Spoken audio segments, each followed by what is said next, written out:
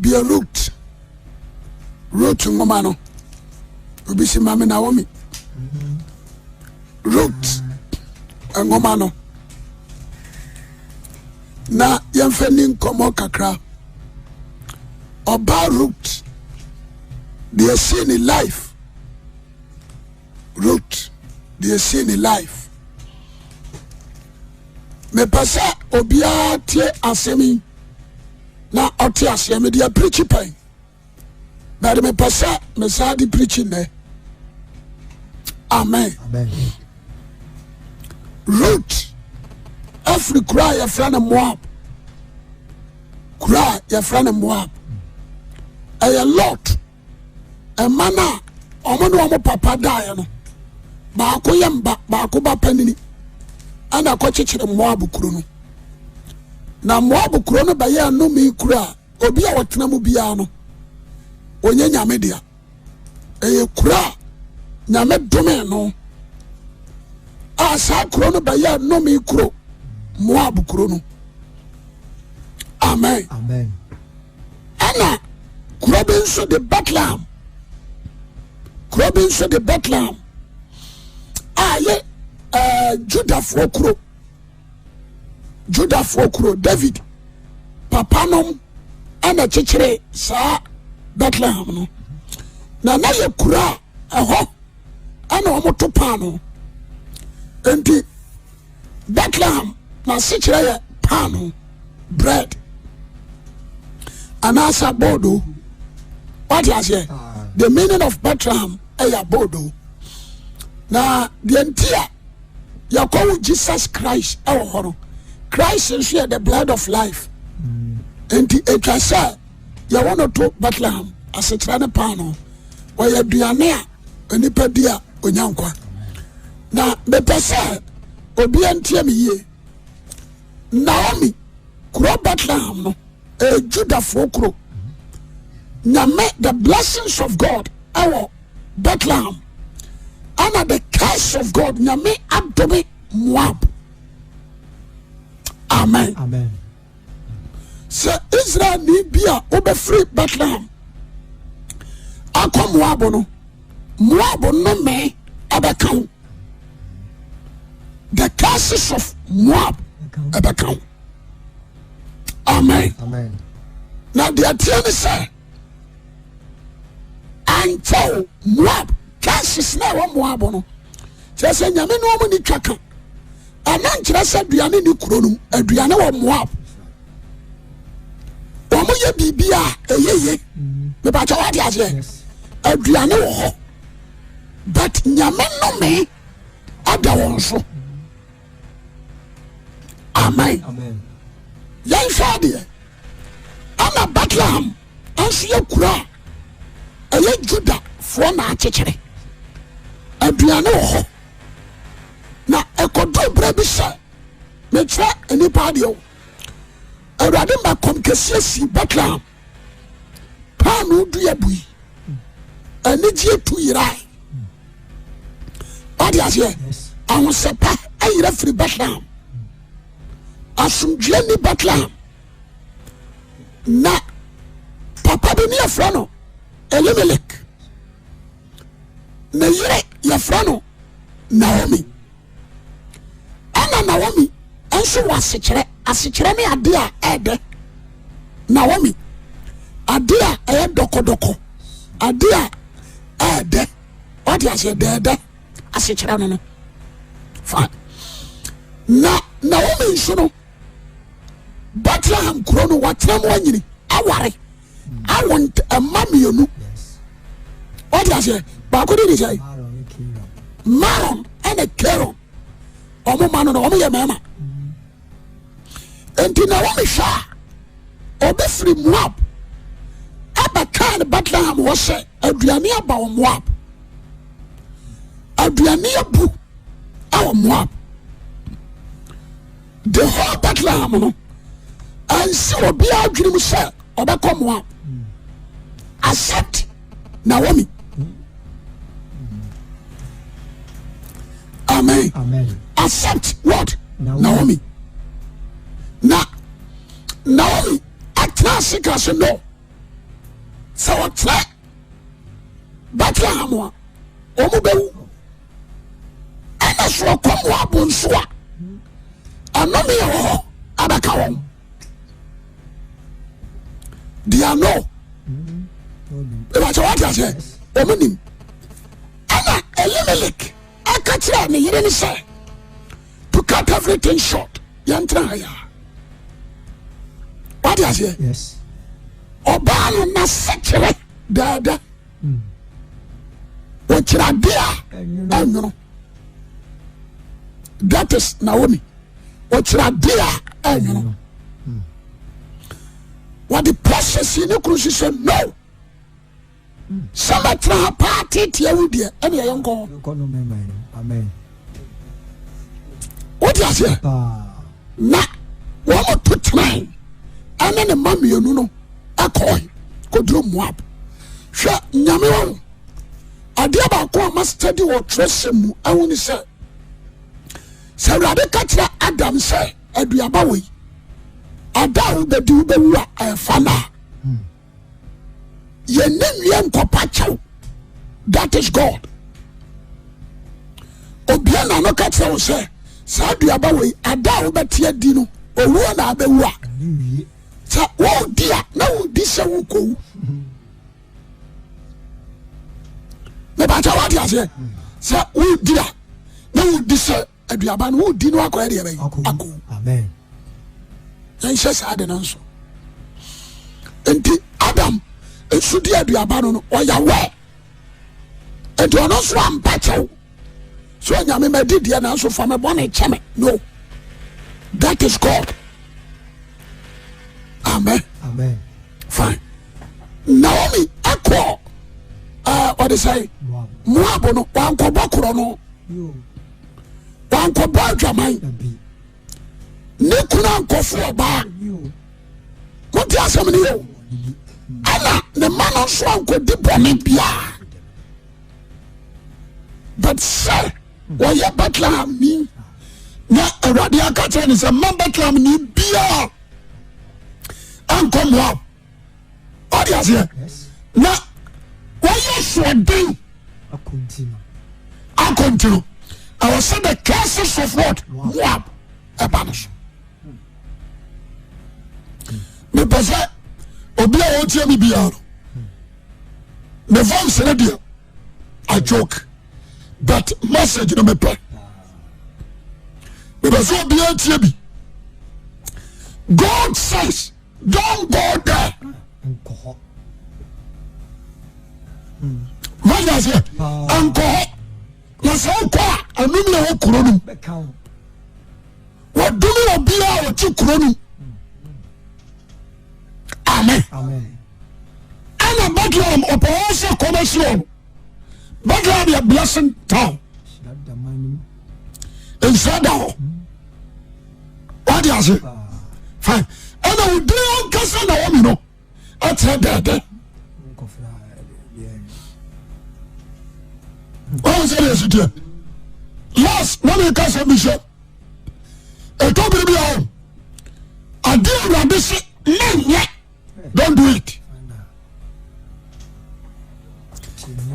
ɛnyɛ nwura nkasa na ɔkɔpa kyɛw no ɛnyɛ nwura ankasa ɔkasa na menyɛ ɛna bakɔyɛ wɔyɛ nyame yɔdɔ nti mekɔpa ne kyɛw ɔnte sɛ ɔfa kwakuduku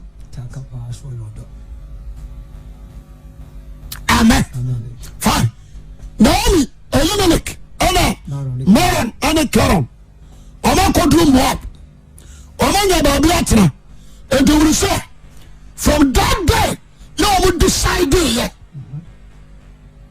Bethlehem no na ɔmo decide sɛ the curses of Moab ɛmra wɔn so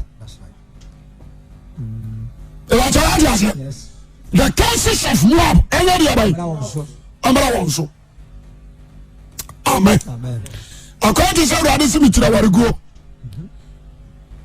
naasɛ wode wobɛgu awareɛ ɛmu nwura nkɔpa kyɛw ɔntie yɛsɛm ne ye wɔse bɔne asi heaven kwan watwerɛ adwamammɔ ɛfidi no aniberɛ waka de ato hɔ sɛ sɛ saa nneɔma wei woyɛ bia bɛsi nkwagyeɛ ne yɛbɛyi woyɛ pɛ nkɔpɛ kyɛw a God of principle, a God of justice. What give us one, amen. Tiasabiri. Wakasa tia ni paba na wadeba chano. Na de wakasa tia onkonko orin timi mfan chano. Enti nkasa tia onkonko nkopa chaw. Amen. Amen. Omo kodu krono. Ene man. Ene kero. All roots all krono. Na ba ko su hu opa. Afadie na won ya asefo no ene Elimeleki asefo no ane mo before be dia yer ware aparo badaya no ntam amen amen e di nyame chodi no no e twase me mo no me na me ka ho asem aye adwuma jema so amen amen wo mo dia yer ware this is Genesis chapter 6. Yàmẹ́ nsọ́ ni jẹ́ hó. Akọ́ọ̀dì sẹ́, obi yẹ Kristo ní wọ́n bá jí Yéṣu adi. Wọ́n sọ ní àmọ́ ọmọ fúọ́. Yàrá bùsùnfúọ́ bá wáyé. Ó di àṣẹ, náà yẹ dẹ̀ ẹ̀yẹ bìrìbì. Wọ́n sọ mọ́ni wọn náà wọ́n yìí ní ẹ̀ntì kọ́ ní àkùrọ̀. Wà ká wíwé. Ẹ̀mí wọn mú ntì kọ́ ní àkùrọ̀. And so ba money ba wari. What is Deuteronomy chapter 7:3? There is a difference between Islam and Christianity. What am I trying to say? There is a difference between idols worshippers and Christianity. There is a difference between occultism and Christianity. There is a difference between Buddhism and Christianity. Amen. Amen. And a far difference. I don't know say. I know me I warrior. Deuteronomy chapter 7 verse 3. Osina anyone ni I warrior. Anyone ni I warrior. And Faba ba maneba. And Faba ba. I'm be a 1 year ready. You should near. Fana mana warrior. And you never ba warrior. And you never ba warrior. If you say better than Obanani Frimati or some and Yame for fraud. Obandano Banani as for no radiachi. I was and Yame for fraud. Oh, that's right. And then just like I said, I had so my men so open fan. What did I say? Amen. Amen. What did I say? Was it no radical before? Can't to us. Was if it's a better than Obanani Frimati now was my Yame for no radical full. Now was shallow. Also, a carrier social. And the North Carolina and tonight, damn. Was you don't do it. That is the word. When you was on the amen. I am a Pentecost, you know what you are the same. Cremonia, yes, never a bone upon you. But it was a doors. One ending that you know. Dear Balcon, no one could dear Balcon. I didn't trick on the other. Amen. Amen. Asampa. Meme tu say for some asubida. And I say me ko hadan. Na gani abosumfia me han. Ani me dadum. Kase o chira no ko chira no. O dia se. O ko asere be dia me ko asere adan. Ah me dia me bosumsumni me ma adan bi han. Ka chira se ya. Ah me pa che dia mande han na sakra me no. Ko sa chira ne be hadan. Yes. I was so justice. I said, I don't know. Mensen me bought to school, I said, men who school, you better call me a boy, I did do a school. Amen. So I said, and you today. What's happening today? What's the matter with me? Amen. Amen. And this could be out of the Bible with them. Yes, dear friend of the door. That's everybody. And to know, say, I'm blessing and then, what the Lord do to any other. If you say, you know, I need to put me out of the action. We can't see trouble. As some part of my co-father. Generation, amen. As some part. Yente. I'm comparing me on the wall. One man and papa now you do on two. What? Almost so called me a conya homa. Me a water one. And I want me to follow was after root massy. Was after upper massy. What I was here. Says I make the shoe I drop. Or said he was no. I want to kill Elimelech. No matter what I do about those what. You are casting us now. A mamma knew me on the Judah for. A mamma knew me on the Judah for. Because Oman the Yabusia, your dear Jadia, and to say, make sure I know. So, on your man, come, Elimelech. The man who pay and call him over free Bethlehem. That's a mob about Bethlehem. But what you say? Let's just a mob about Bethlehem. And you can't say Bassa. The Bacchus about him. Tell everyone was no. Elimelech, you are the head. Or some you feel. And will come no. Or come and the money of Luciano. When come on, banging your man one. No, come home. That kind of me. So I say, Amen. Amen. Just a minute. Want to destroy the nation of Bethlehem. Now, what is your Bethlehem? What is your now, I'm in Judah or Bethlehem. You can't destroy the tower of what? Bethlehem. No. One in Naomi. Or destroy that. You must say amen. We don't trust you. Or destroy that. Tiatrano. Then the man blessing is sure. About Bethlehem. One shall know. Men are only to Moab who are sad to say.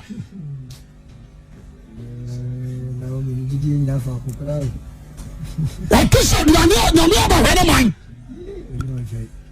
The norm that I do, a rule in life. I did done. I don't want to say the word, the woman. What I said? My head and I'm born 1-1. That's somebody. And they were the fire. They were trouble, dear me. The entire route. It's me, dear, call it blast. What you swam the amen. But they are the cast of Bible, no. Not kind of easy. But to interpret. Pentecost has said for this also for we are Canadian. I don't want someone come again, I'm lying. Oh yes, I don't know if God's Spirit use you, He gives you direction, guidelines in the gospel. He is the teacher.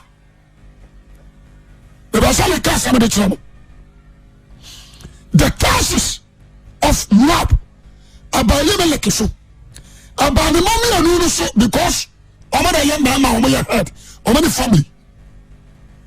And then the woman, a town where Bethlehem, the meaning of what do we say? Nation be Ayoba, nation be Ayoba, and a town be also Yoba. You will say, Amen. Nation be a Ghana, Ghana, your father, mother, Ghana. And the mother Ghana, no. Udru, baby, to say Kumasia. Kumasi is here, Oba. What you say? Ghana, now, Kumasi. Or Yoba. So I said, I talk about Yoba. What you say? Amen. Well, who that? And what the Diagro? You say, Amen. Fine. What's that? Maybe about the Judah. Israel nearby ni Judah. Jeremiah chapter 3. Israel Oba. Amos 5:2. Jẹ́mi sọ amen. Ẹnti ọ̀ṣọ́dún wọ̀ tẹ̀ ṣe ọ̀nyàmí sani abẹ́ṣẹ́ Bethlehem. Wọ́n ti wọ́n di wọ́n sọ I want to turn back. Just one of the real about blood don't go. I want to turn back. What trash be? I don't say. I'm about one of four. I want to a call our minimum. What is it? On uncle circle. For finance, Anna or crown. Let's tell you. Ɔfra ne nsonom ɛna ɔkra wo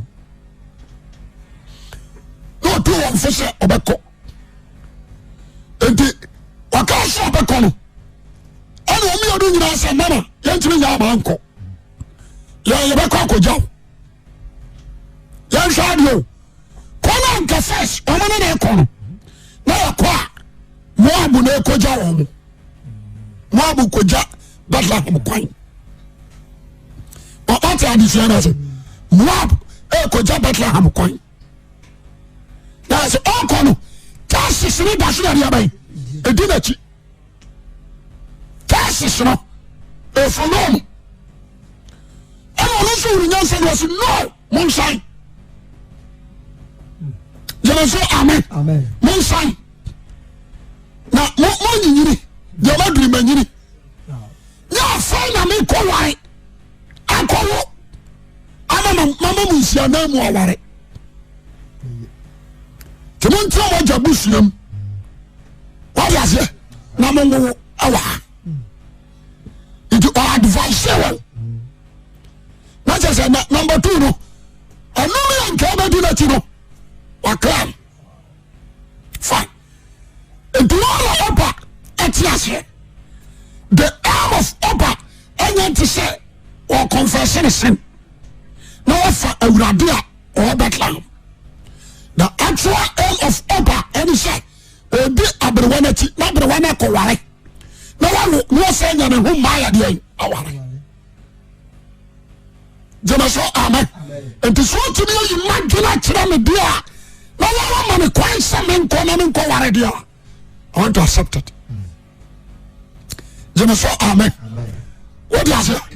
Nti osanachi that is the case of Moab osanachi nti wo to jira odi no sebeba na wo sebeba abaya wo so ko sen ensim se mensan obi anta ayo ensim se ya ba mensan number 1 unyankopon abaya unyankopon that is confession the matter what you what deny the ghost rejecting the ghost. Amen.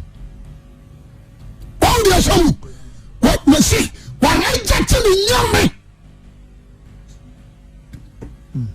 Say amen. Amen. I found you know what young man. What to Moab and so accepting. But what I say, we young couple, about young couple. We might buy your mind, no kuro, about the kuro. Look at this. You say amen. Baby abatna, I want a matter.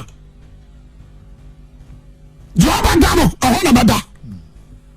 Baby I want a matter. The baby abasiono, a while you abasiono, and some say, that is true confession. What carry the land was so sorry, and to know root, and nothing young lad need you. You must say amen. Why citizen to Bethlehem? We just want to pray amen. But I want to say, one lecturer is I'm a Bethlehem. Just me. I don't know January who also. Well, you know why they were poor. What part of what you? Amen. And this is what they rejecting what and what you want to pray amen. Amen. That is determination. That's right. Just me.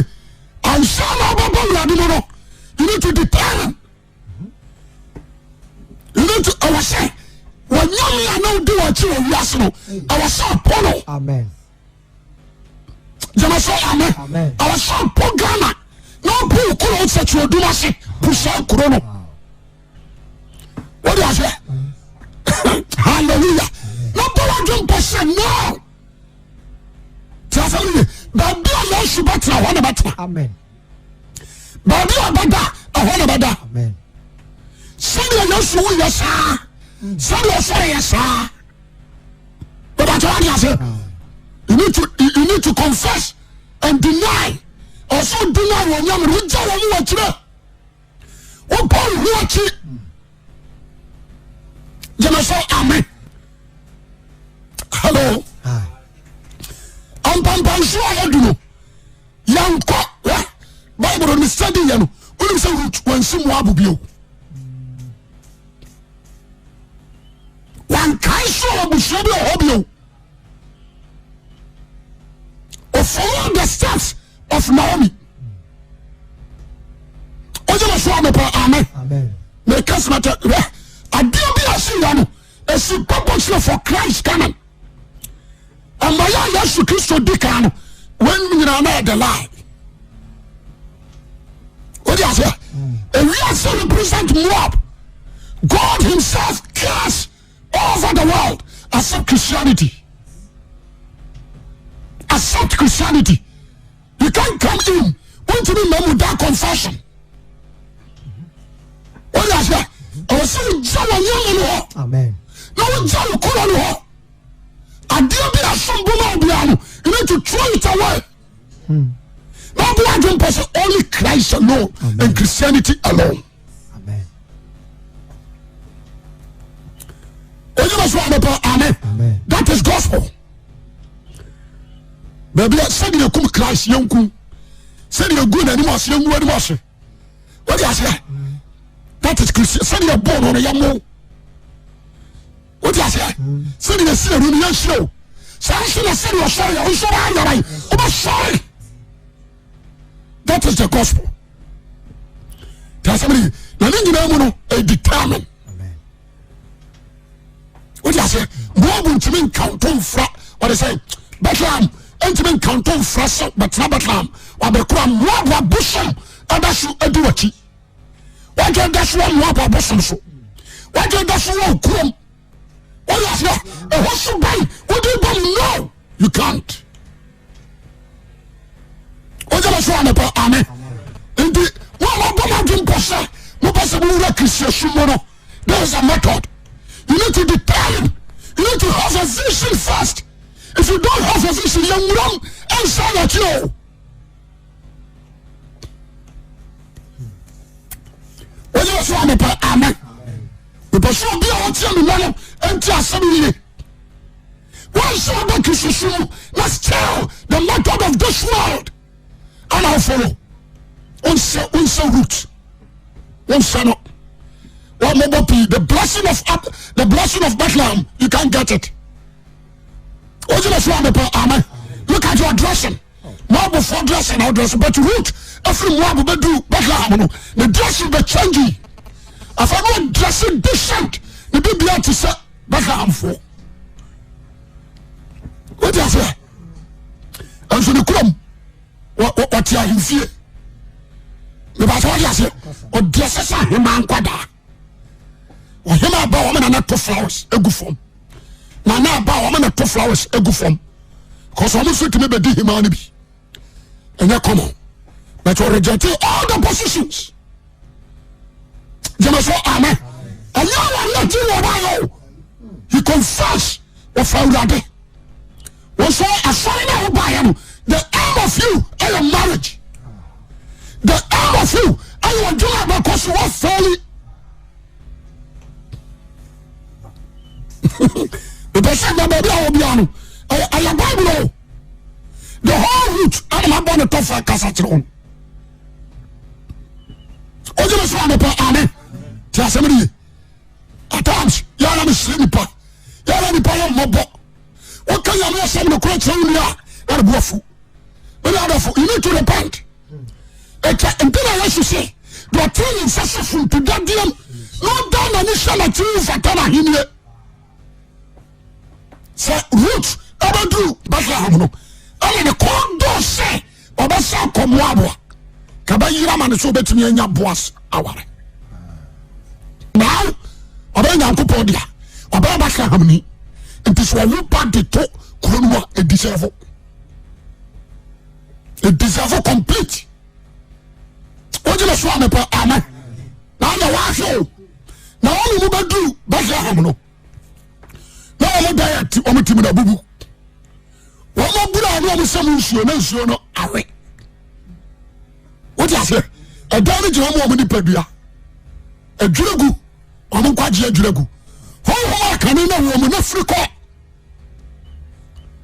that is abura na nsuo bi anim bio na yɛ carpet sɛdeɛ pasi wote aseɛ but the heart of roots and the heart of Naomi no wọ́n sọ Naomi ba no mẹtẹrẹ na deɛ nsuo da kwan mu the middle of Moab and what Bethlehem no nsuo bi da kwan mu yɛfrɛ no Mara asekyerɛ ne nsuo a ɛnwono wɔnom a wɔpɔn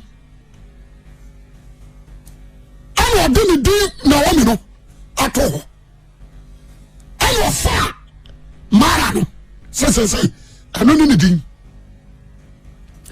but ɛmi ɔbia the gate of Bethlehem no ɛna kuromafo bɔgye so Naomi ni o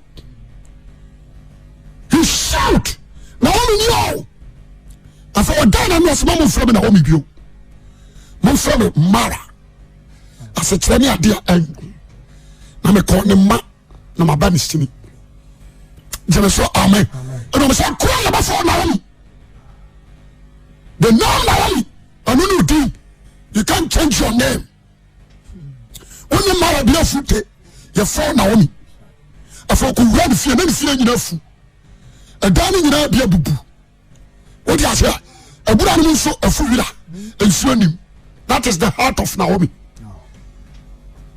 tí a sábà nìyí nti náà wọ́n sọ busuamu jẹfọ́ ẹ̀bá wọn that is God's planning jẹ́mẹ̀sọ́ amen that is God's word planning. There is the money to grow into a banner. No, in the sight of God, or the idea then try again. There is amen. Yes, idea. Editing root, but what Boas. A brother no more full. Boas is somebody you learning in the film. I'm already before the shy, but brother so suffer.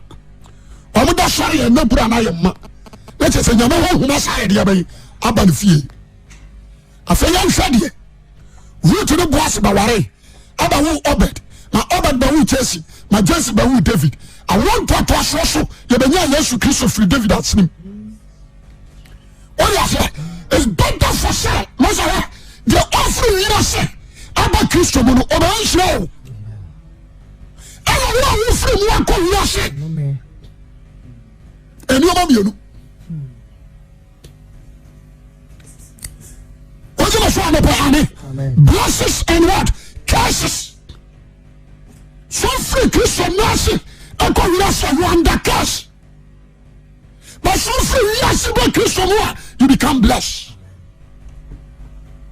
through your heart desire it depends the motive you have ɛne ɔma akɔ asɔre no wọ́n determine what do you say determination and your vision wọ́n jẹ́ sọ àdìpọ̀ amen but everybody ayọ̀ ọdún fún ìyá sí ọba Kristo mu what is your purpose in Christianity now the aim of you and that tell baby a wokoro ìwà jẹ́ wọ́n di àṣẹ nti mi sọ́ba ẹ̀dọ̀ ní sẹ́yà mi bọ́ mi nsẹ́m ma Naomi ẹ̀ ma bọ́ mi nsẹ́m ma Ruth yes. What is it? Obi ti be ba sori. Ana ma ya na mama na obi anware me majai. We akwahia. We say kwashi ni. Jema so amen. The time na we dey buy no. Nti no anya bi no. Ana Christianity. Ya ba nya ba no abenya kuno. Me say asampa na be ka kire on. Ana ba sori ma dwuma nkoso. and they say aim determination by now the buyer and cry sacrifice nobody obeda na obeda do obawo na obawo obetimi na nanti forever never and the determination ba mo abeka Christopher na the blessing of Christianity about what you say and try say we be free we are for the benya ya as a tell say oni nkwa obo mu asema bonsham what you say adedodo empower mo so da the one say abedane na wo me ni Elimelech what to ani ahwe wi ase aye no me na da me say ade abai aye no me na da o me kwa ko join minati abusu me nsia o be hihia adan o be to kaa sakese o be kwa ko join Freemason o be kwa ko join sikaduro o be ba me hihia adan but we are Christian here am I focus and go the moment about you say ye akwa me ni nesi so hwe sisi de wanya na wasa me kona me so me ko pebi that day na free nyame that day na no down for enti na woni o tia so Bethlehem ansa no oduru mo am e ba tawa ya se o tia so Bethlehem ansa no oduru mo am enti ba fu tia me di mo bi na no pai and say be very wise Amen. Christian na wanya na no so mo yi tene and sika wunya anofa to nchen kan kwaje wo ada na nyiri na menika en kan kwaje wo mi se dan en kan kwaje wo me dia me se en kwaje ntel wa bodu ya dia bai afrelen ntena wa bai onya sani ntie na dinu no so okwase na bapo anjo na dia baba na ba na anika se Naomi ja se mi woni se root ba wa fari nje afarise omo sori tiano omo se na wo me akofa no me ade aba ya me so wini sai now we Bethlehem ni wa ta ya se omo jojo no omo tiano fa wo die so but we me na no on depend se ba wo kura wo wo Bethlehem sa so yo ya so Bethlehem from ba bebrebe only root ana hini ne ba fa no so asa onye Bethlehem ni a na hini ne ba fa no so about what you say me tufo you are train ntiase na jidie je me so amen so wo do wa popo no kurem but I can call for you and say ko say yes oba and so bon go and so fa my focus and go Christus na me no won kwa ya me sha